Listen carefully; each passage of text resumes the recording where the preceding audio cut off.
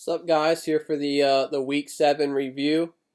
Start off with my matchup here versus Michael. It was probably the worst, or tied for the worst record in the league versus tied for the best record. I was able to smack Michael around like a redheaded stepchild. It was 155 to 107. In Michael's defense, he did have several solid players on bye. Kicker, defense, tight end, all good plays. Also was without his number one running back, but he had the handcuff or the backup for his number one running back who put up 19 points. So I mean that's a little tough there. But let's look at Michael's team first. Deshaun Watson had 300 yards, 2 touchdowns, 24 points. Good day. Jamal Williams with 19, 77 and a touch.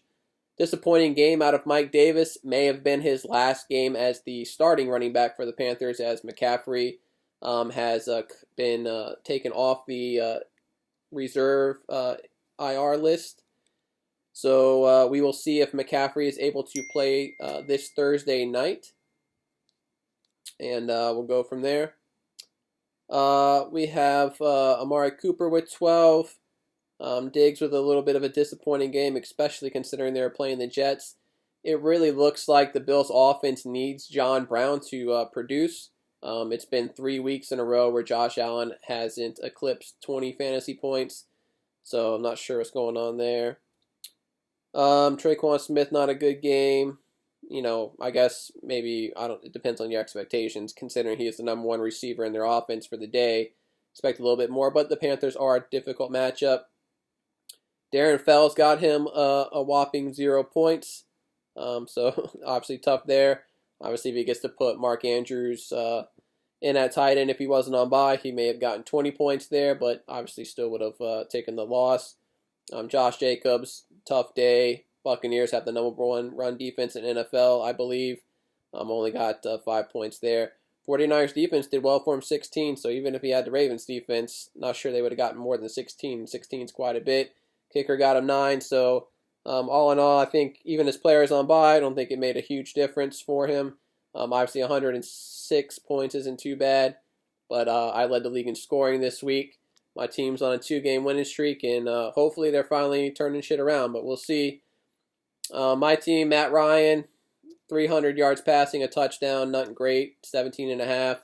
Edwards-Helaire is obviously sharing the backfield with Lev Bell now. Also played a very good Denver run defense in the snow, and their team also had a defensive touchdown and a special teams touchdown, so that obviously takes away time for the offense to be on the field. He had 13. Montgomery didn't do shit. Davante Adams, 13 catches, 196 yards, 2 touchdowns. This is the second time this year where he's blown up like this, had a huge game. And keep in mind, he's only played like fucking 3 or 4 games. I told you guys in the post-draft video that I said Davante Adams would lead the league in targets. He would probably finish as the number one receiver. Maybe a little difficult considering he's missed some time with injury. But, I mean, as you can see, he's the number one guy for Green Bay. Aaron Rodgers is playing well this year. He's going to get the fucking ball. So it is what it is. Keenan Allen, nice day. 10 catches, 125. Julio, decent day for 97. Just couldn't find the end zone, 14. Hurst, decent day. No touchdown. Had Christian Kirk get 2 touchdowns.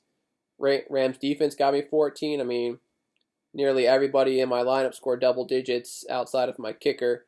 Obviously, that's going to be a good recipe to likely win. Nothing on the bench. Did have Chase Edmonds, who had 18. They're on bye this week, so considering that Drake is likely going to be out for at least a few weeks with an ankle sprain, Edmonds will most likely find his way into my lineup somehow, as long as Drake is out. Next matchup we have here, I have Josh versus Matt. Josh lost. He had 125, Matt had 128.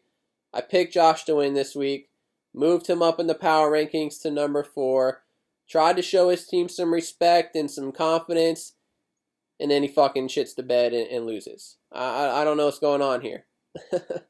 It's frustrating. But looking here, you got Russell Wilson, who obviously balled out on Sunday night. I didn't watch the second half of the game, But some of you guys know that I woke up in the middle. I usually wake up in the middle of the night and check the game, see what the score was, fantasy players, and just go back to sleep. I guess I'm weird. But I woke up, saw it was 34-34 going into overtime, and then pulled the game up on my phone and watched all of overtime and chatted with a few of you guys about what was going on. But Wilson, 388, 3 touchdowns, did have the 3 picks. Those 3 picks obviously cost Josh huge here because each pick, I believe, is -2, so he got -6 altogether. Lost by basically 3. It's tough there. Derrick Henry did okay. He did have a tough matchup versus Pittsburgh, 14 points. Devonta Freeman, 1 point. I believe he got injured in that game. I'm not 100% certain on that, but obviously you expect a little bit more than a point. Chris Godwin had a decent day, 9 for 88 touchdown. He did break his finger during the game, and he will be missing at least the next game. I believe they said he may have to have surgery, so we'll see if he has that, how long that'll keep him out. It's a finger. I don't know what hand it's on. Obviously, he's a receiver, so he needs kind of all his fingers. But, if they're competing, they need to win. They're obviously a Super Bowl contender this year. If he has surgery, they may put a splint on it or something if he can feel comfortable playing. I'm sure he'll be fine. I mean, I'm not. I think it's an index finger, to be honest. I'm not sure exactly. Tyler Boyd, nice game, 11 for 101 and a touchdown.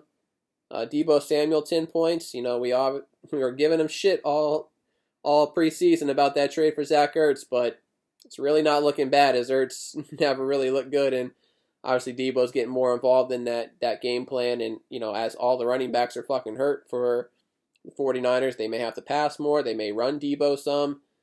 So he's definitely going to get value there. Darren Waller, a decent day, 14. Bears defense got him 10. Try to be cute.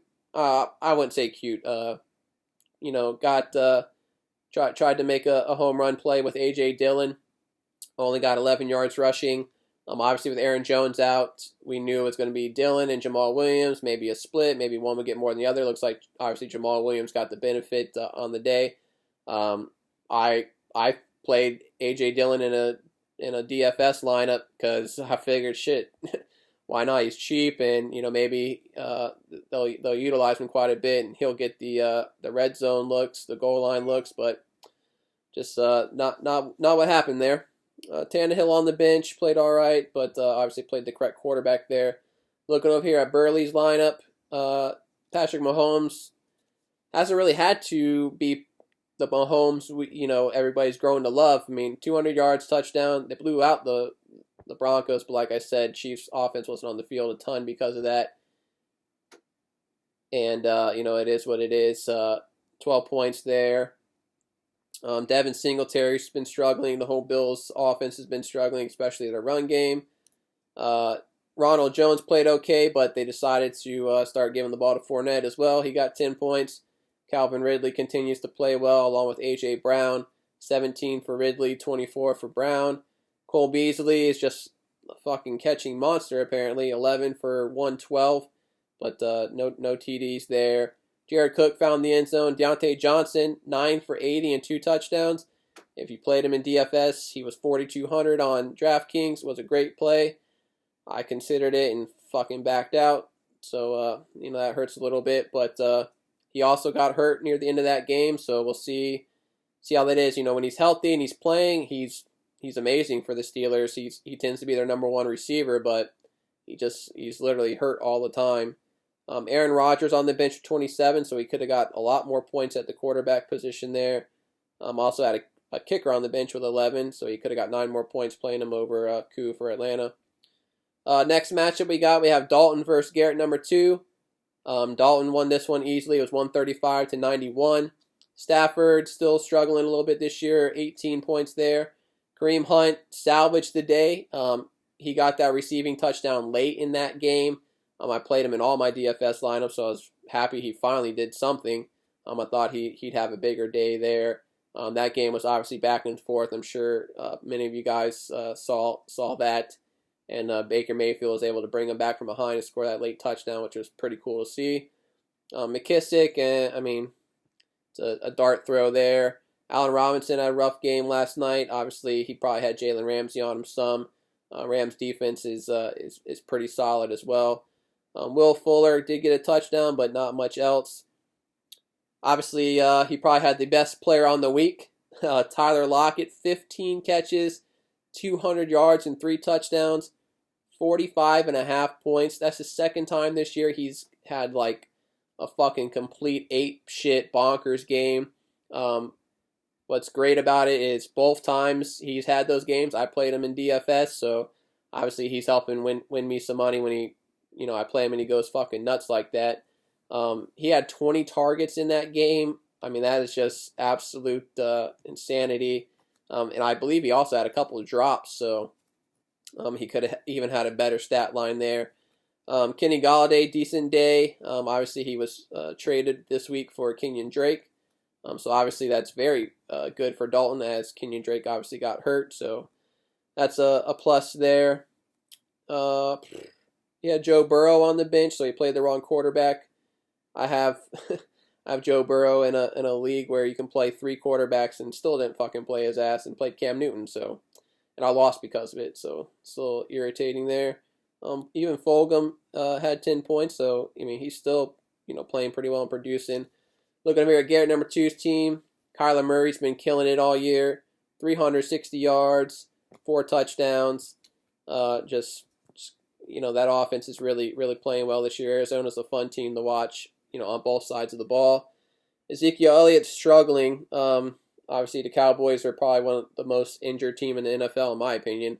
I don't even know if we have a starting offensive lineman available anymore. They're all backups, I believe. We're going to be on a 3rd-string quarterback. Our defense is atrocious. It sucks because I don't know if Zeke's going to be good the rest of the year. I don't own him anywhere, luckily, but it's tough. Philip Lindsay had 8 points. I believe he got hurt in that game. DK Metcalf with 3.3, 2 catches, 23 yards, so not much production there. But if I had my way, he would have at least got like 5 points for that chase down tackle on Budda Baker. I mean, obviously we've all seen it. He ran like 22 fucking miles per hour at one point during that sprint, and it just looks insane how fast he was and the effort that he gave and the heart to chase him down. That might be why he struggled a little bit. He probably exerted all his fucking energy to do it, and it was a huge play for Seattle. The Cardinals didn't end up scoring on that drive. They went for it on 4th down and didn't get it. So obviously, in the grand scheme of things, the Seahawks still lost, but at that moment, that was huge for their team. Robbie Anderson had 10 points, 6 for 74. Odell Beckham, 0 points here. Obviously, we all know he tore his ACL in that game.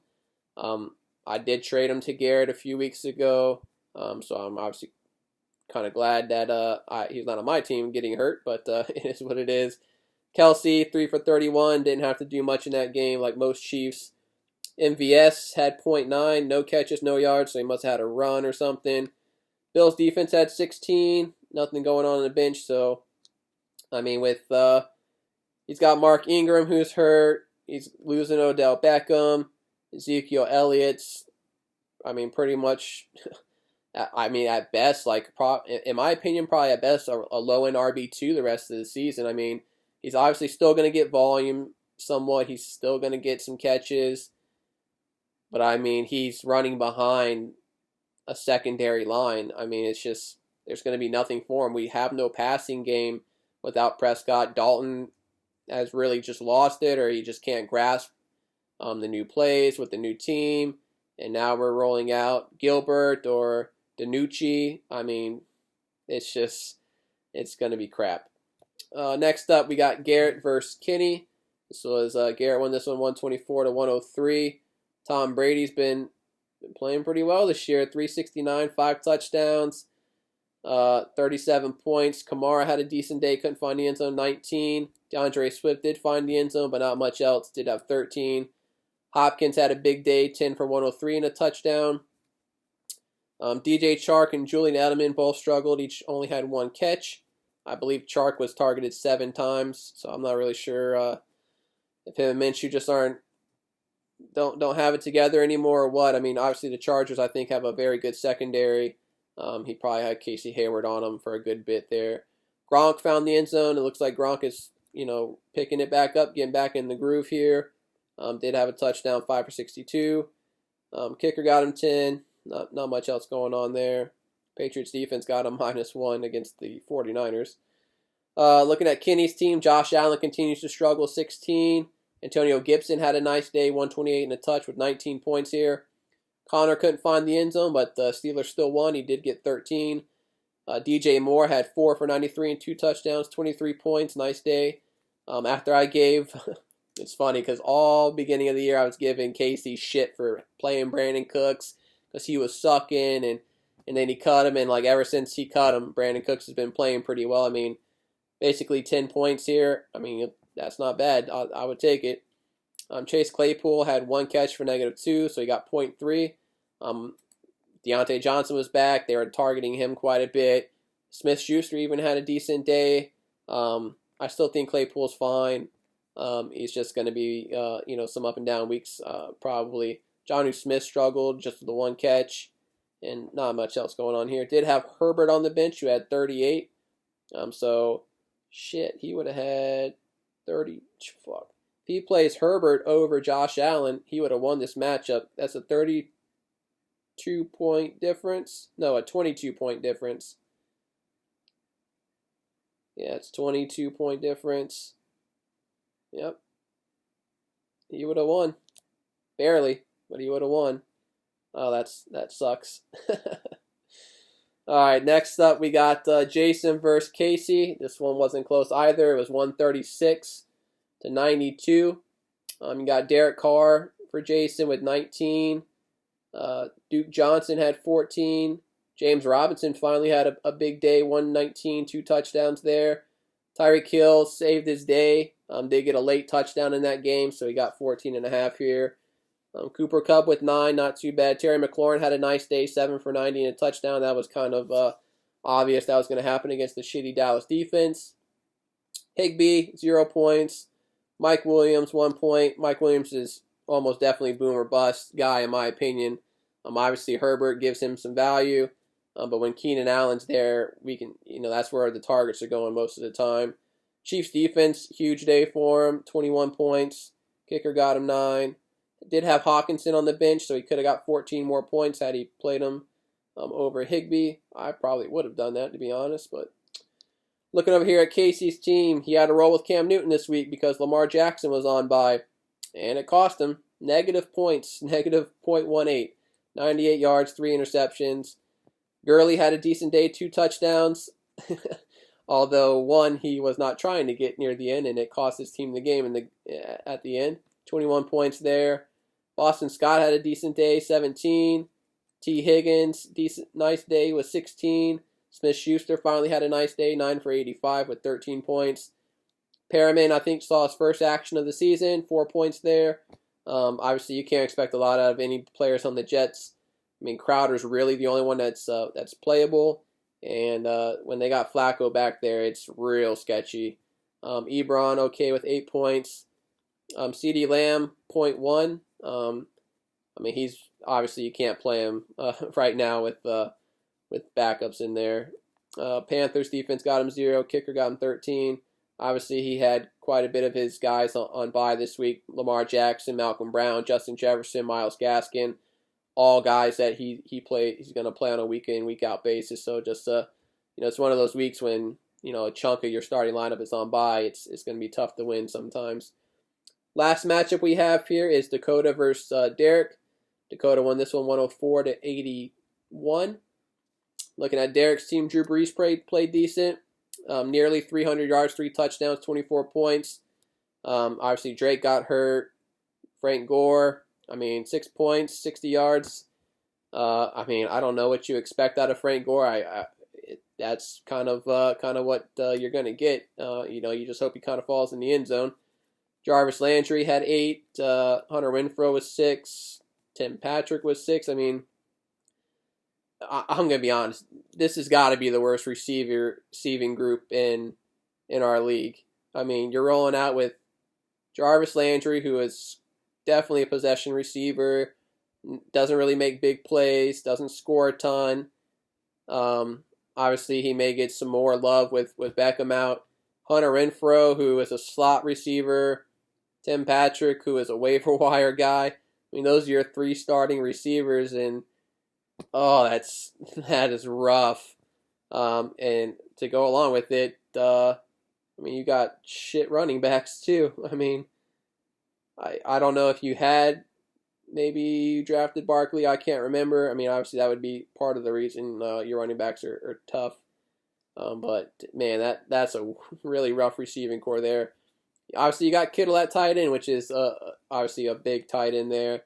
5 for 55 for him. He didn't have to do much. They just were beating the shit out of the Patriots, and it was mainly the Jeff Wilson show, and nothing else to talk about on his team. I mean, had some points on the bench, but wouldn't have made a big difference here.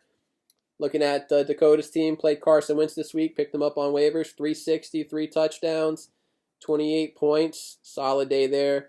Chris Carson got hurt in the matchup, only got 5. Gio Bernard filling in nicely for Joe Mixon, got 18.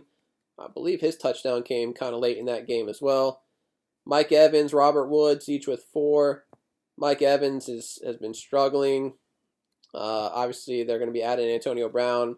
It may help him, it may not. I mean, I don't know. Obviously, it's another player to take some coverage off of him, you know, make another player for the defense to focus on, but it could also be they just like, fuck it, we're just not going to throw to Mike Evans anymore. I mean, I don't know. We'll see. AJ Green, another decent day, 7 for 82, so he's starting to put it together a little bit better. Obviously, I think Joe Burrow is helping that too as he's getting more experienced. Logan Thomas had 14, so a nice day out of him. Not much else to speak of here. Obviously, he has Michael Thomas. He has Christian McCaffrey, so he may get some guys back in his lineup soon to help him out here. Nothing new this week. You know, haven't heard anything crazy about COVID for any of the teams. Nothing like that. Games should be going on as normal. Obviously, get your waiver claims in. I don't really believe there's much to go after on the waivers, but everybody's got their own opinion on players. So best luck to everybody. The one thing I don't want to see is do not fucking pick up Dez Bryant. I understand he got signed today by the Ravens, but he got signed to the practice squad. Dez Bryant hasn't played in 3 years. He hasn't had 1,000 yards receiving in a season since 2014. He wasn't any good when he last played, and he's not going to be good now. That's why he hasn't been on a team. Do not pick up Dez Bryant. At least wait till he makes the active roster if he is able to do that. That's all I got to say. I will get power rankings up with this video.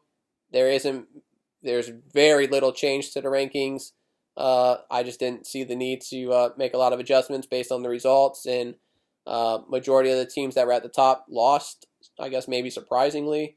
So I didn't make a lot of changes, but depending on how things go this week, obviously big changes could be coming moving forward. See you guys next time.